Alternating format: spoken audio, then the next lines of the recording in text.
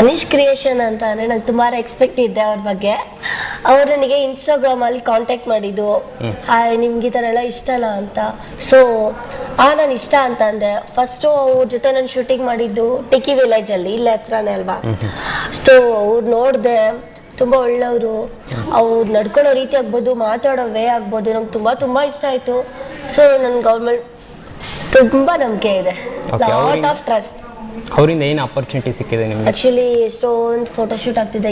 ಇವತ್ತು ಕೂಡ ಅವ್ರ ಕಡೆ ಇದ್ದಾರೆ, ನಮ್ಗೆ ಫೋಟೋಶೂಟ್ ಅದು ಫ್ರೀಯಾಗಿ ಸಿಗ್ತಿದ್ದೆ.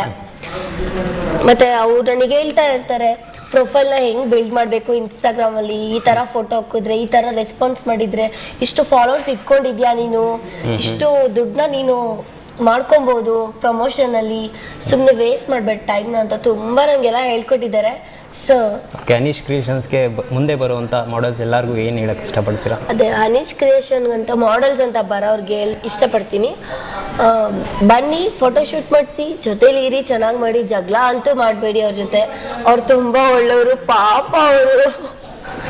ಓಕೆ. ಸೊ